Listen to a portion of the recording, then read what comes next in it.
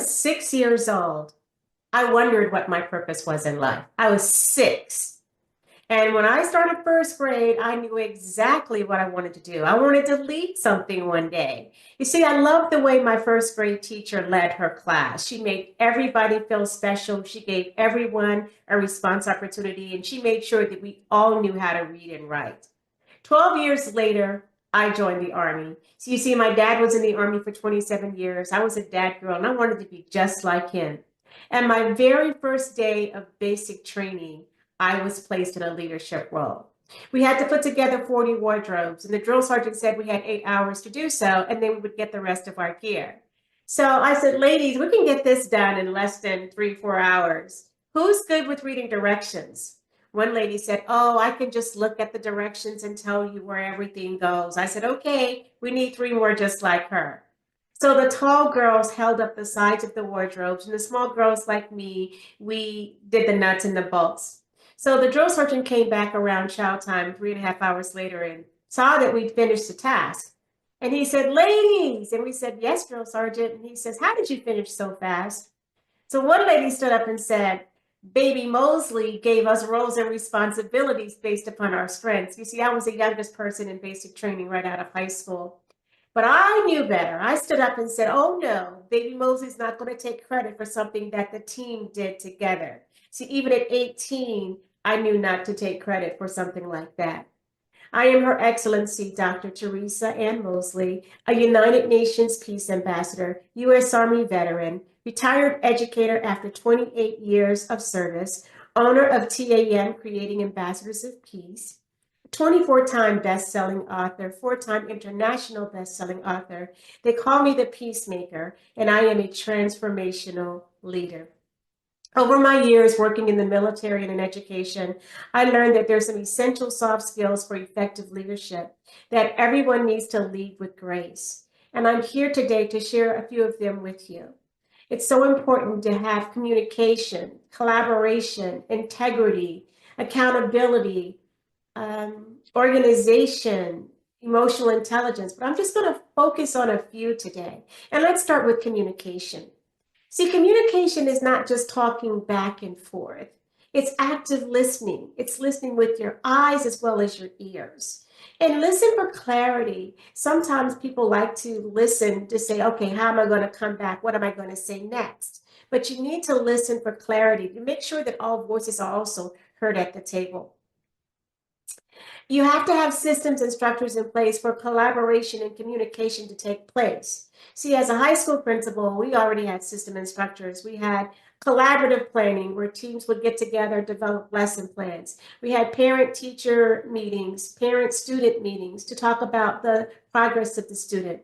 We had administrative team meetings. We had faculty meetings. We had data utilization, learning walks, instructional rounds, so many different systems and structures to make sure that collaboration and communication was ongoing in our school system. No matter what your organization is, you do have a vision and mission. And there needs to be a system and structure in place where you can communicate that vision and mission, and also checks and balances, meeting on a regular basis, whether it's monthly or quarterly, to make sure that you're meeting the goals that you set forth in your mission statement and that you're working on your vision. So collaboration and communication actually go hand in hand. Let's talk about integrity for a moment. It's very important that your employees trust you, that they respect you. Having integrity is so important as an essential soft skill in effective leadership. I remember one time that, you can't say that all people are the same. So when you're dealing with individuals, you have to give them individual consideration, which is actually a tenet of transformational leadership. I remember one time I had an employee that was coming to work late quite a bit. And instead of just writing her off, I just wanted to know, how can I help? I didn't know there was something medical, there was something with children. I just said, you're getting to work late. What can I do to help? Do you need your schedule changed? And she goes, oh, no, I can get to work on time. And so the next day she was late again. So I still kind of gave her some grace. I said, okay, you're still coming to work late. I want you to think about 3 things that you can change to get to work on time. whether it's something in the night or something in the morning. 3 things that you can change to get the work on time. Now write them down and put them to action. And the next day, she was at work on time. And the next week, she was at work on time. And the next month, she was at work on time. And so I was very happy that, she figured it out. So one day I went by her room and she says, "Can I talk to you for a second?" And I said, "Yeah." And she says, "I want to tell you my truth." I said, "Oh, what's your truth?" And she says, "I've always could have gotten to work on time, but no one really held me accountable. But you did, and I really appreciate that." And I said, "Thank you for telling me your truth. But I knew that you could get to work on time too." And I let it go. I didn't write her off. You have to give people grace. Sometimes they need leadership. So when you're leading an organization, make sure that you lead with integrity and grace and give people individual consideration. Adaptability is also important.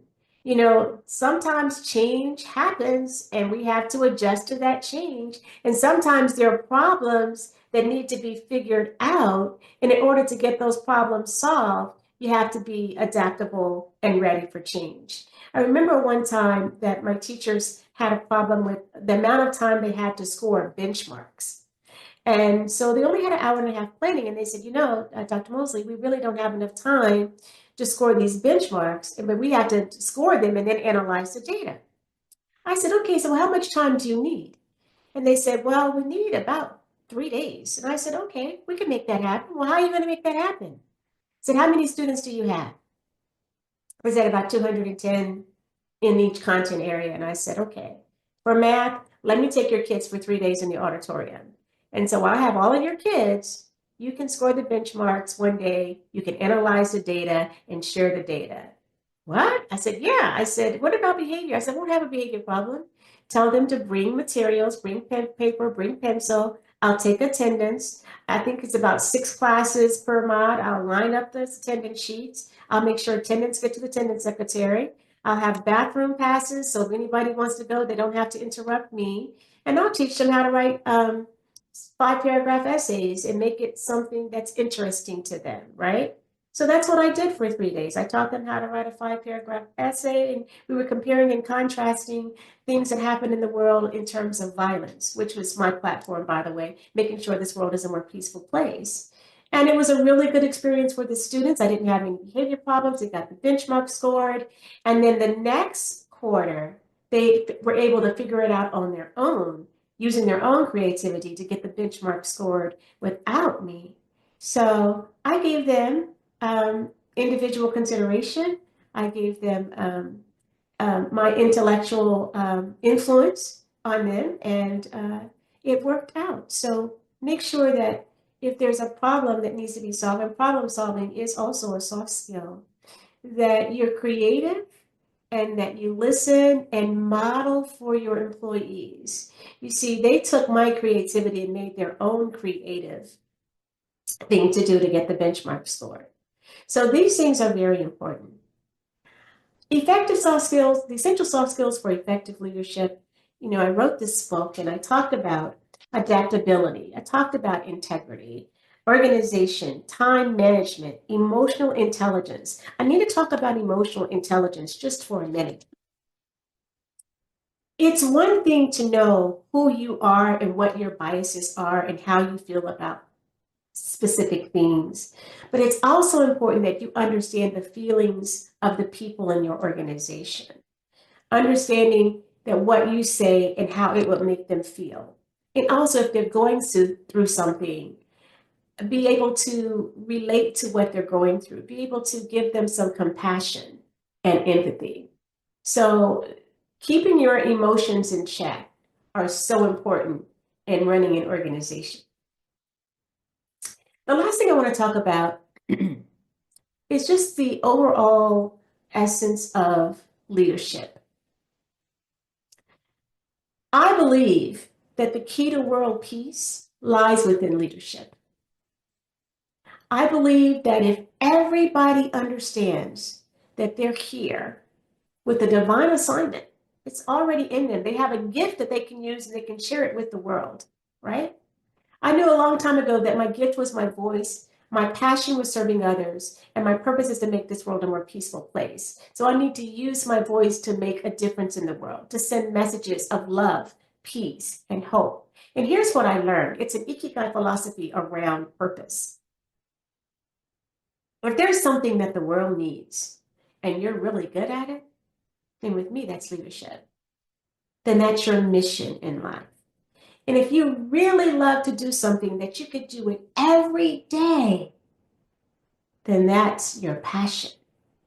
But if you're blessed enough to have something that the world needs, you're really good at it, you love to do it, you're passionate about it, and you get paid to do that from 9 to 5 or 8 to 4 or whatever, then that's your divine assignment, then that's your purpose. That's where you'll find success, fulfillment, prosperity, and inner peace.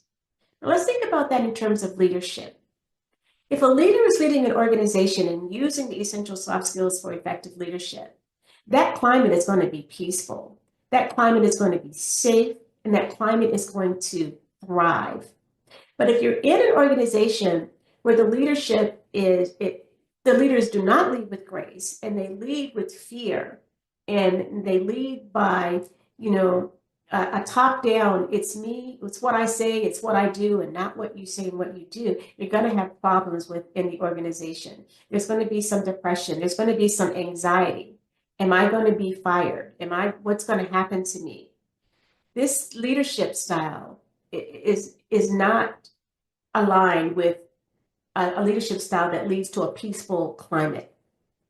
So I really suggest that you get to know everyone in your organization, know their strengths, and I'm not going to say weaknesses, but know how they need to build, what they need to grow on. So when you use something like, okay, what are your strengths and what do you need to grow on? It's different than saying, what are your strengths, what are your weaknesses? Try to keep it positive. This may sound touchy-feely, but it actually works. And when someone is struggling with something, build them up. Use your creativity. Be empathetic. Have integrity. People need to work to make a living for their family. So it's important that we give everybody a chance and a grace to thrive. Now, there might be a case where someone really is in the wrong position. And that's where the tough questions come in, and open-ended questions. And maybe that person will discover on their own, well, maybe this is not the place for me. Maybe I need to be somewhere else. But at the end of the day, leaders that lead, it is your responsibility to make sure your organization is safe, is peaceful, and it's conducive. In education, conducive to learning, safe and orderly environment. Kids cannot learn in a chaotic situation. So whatever your organization is, whatever your business is, make sure when you're training your trainers, when you're training the leaders, the supervisors in your organization, that you teach them the essential soft skills for effective leadership. I'm going to read them to you once again. Empathy, integrity, creativity, organization, time management, emotional intelligence, communication, collaboration, adaptability. This will lead to a very peaceful climate and culture. And when people go to work and they feel good about their job, when they come home, they're going to be happy. On the way home, they're going to be happy. In the grocery store, they're going to be happy. When they meet their kids, they're going to be happy. And that's what I want. I want this world to be a peaceful place. So here's the thing. If you're in leadership, you should lead with grace, but also help your employees discover what they're here to do, right? Help them discover self. Help them discover their value and worth.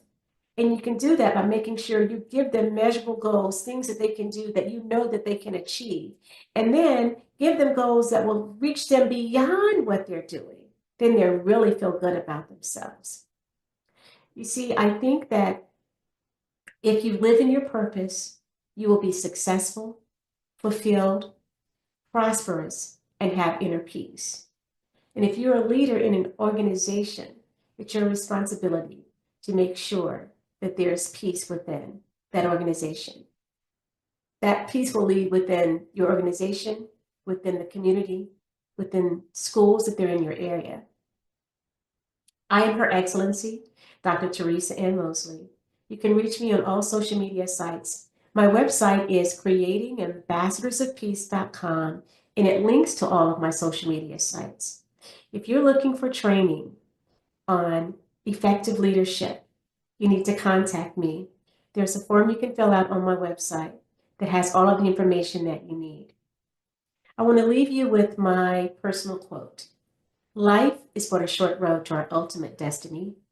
Make peace, have compassion, and learn to love before you get there.